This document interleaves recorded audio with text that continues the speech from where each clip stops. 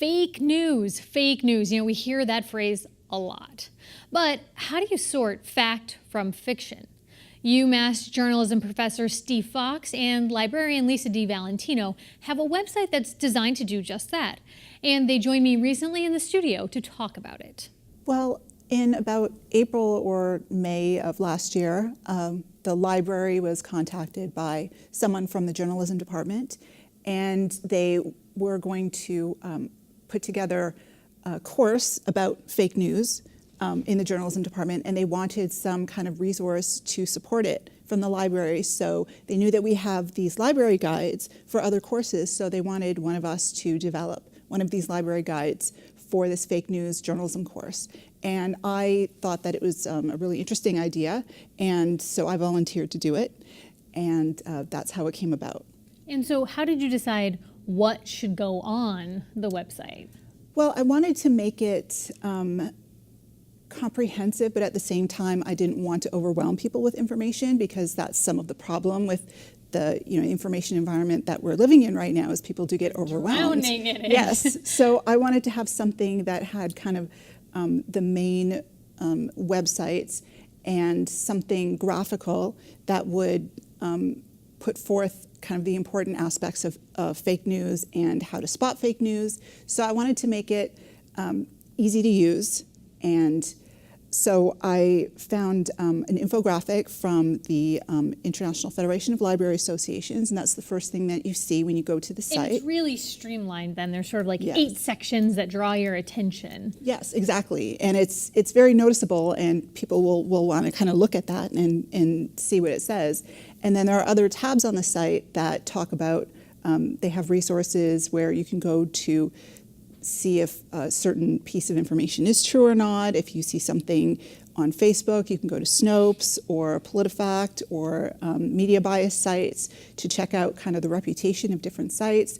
And then there are also some resources where if you want to do your own kind of investigation into it, so some sites that you can go to find articles and peer-reviewed articles and that sort of thing, if there's something that you're wanting to do your own research into. So Professor Fox, I know you haven't had a chance to use this in class yet, but you will be using it with students in the fall, right? How do you anticipate using the site in class?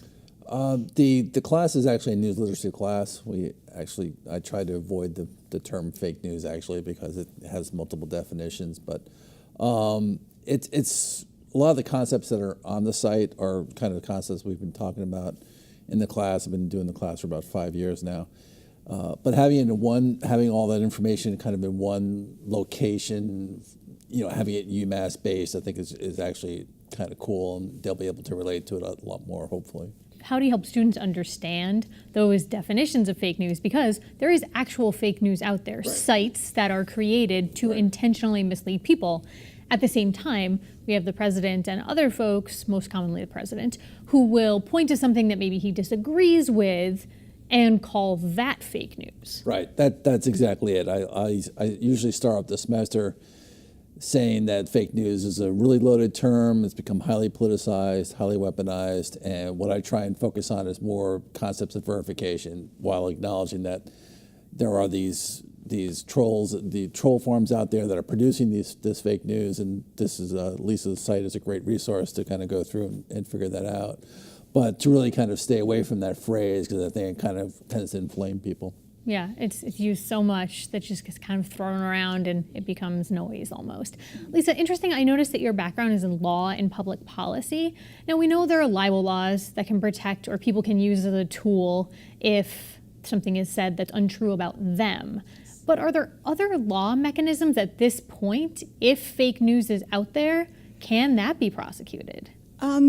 Well, that's something that's been discussed in legal circles. And in fact, earlier this year in January, I went to a legal symposium at Southwestern Law where they were discussing this very concept of how the law can, if the law should step in and do something about fake news.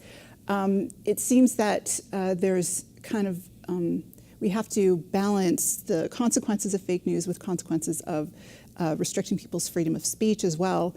And especially in the United States, freedom of speech is a very important right that people have. It's in the Constitution.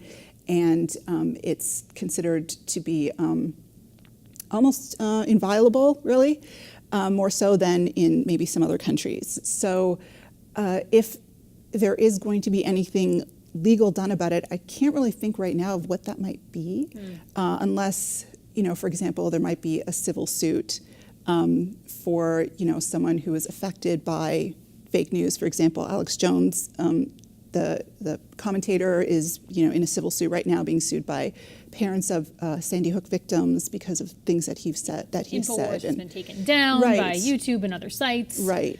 Yeah. So people on the other side of that are frustrated, saying, "Well, this is his opinion. He has a right to it." So there's that tension there. Exactly. That there is a tension. So there is really nothing that I know of that's kind of on the pike. There might be some bills in Congress or something, but it's an evolving concept, it is evolving, really. And it's very difficult to say one way or the other, which way the wind will blow. Yeah. As a journalist and a journalism educator, the idea of regulation, scares me. And to me, the key is education. And so that's one of the large impetus behind this class, was to educate students at this level. We targeted freshmen and sophomores. We actually able to, now it's open to non-journalism majors as well as journalism majors. But I also think this needs to be taught at the high school and middle school and elementary levels, target youth to understand the value of good sourcing, the value of credible information, and what is and what isn't news. Well, especially because kids from kindergarten right on up are using the internet as a tool. Right. So these two things, it makes sense that they would go hand in hand. Steve, for you, a journalist at the Washington Post in the early to mid 90s, when news online was this new foreign concept, how has this evolved, this online news process? How have you watched it evolve? Yeah, it's, we could spend a lot of time talking about the evolution of the web and web journalism, but I always talk about how there was this great idea at the beginning of the web journalism, where the idea of being able to communicate with people, sharing your ideas, it was kind of this utopian view of the universe, and it's become, more and more now where we have, people are using the web to troll people, to badmouth people. The amount of trolling that journalists, especially women journalists, go through online is just horrible to watch. So it's kind of, you've seen this evolution to having this really utopian ideal to not so much. You give a voice to a lot of people, including people who are just using it for vitriol and hate. And it's kind of sad to see, but at the same time, it's like, I really, how do you control that? Powerful tool. It can also be used for less than powerful reasons. Right.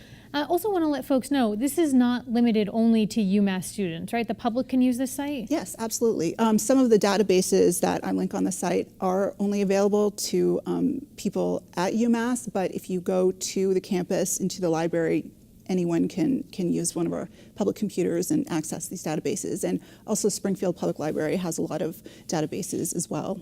And actually the cool thing is that Lisa tweeted it out, and then I retweeted it, and then other people retweeted it. So the benefits of the web is that we're able to spread it out and share it with people.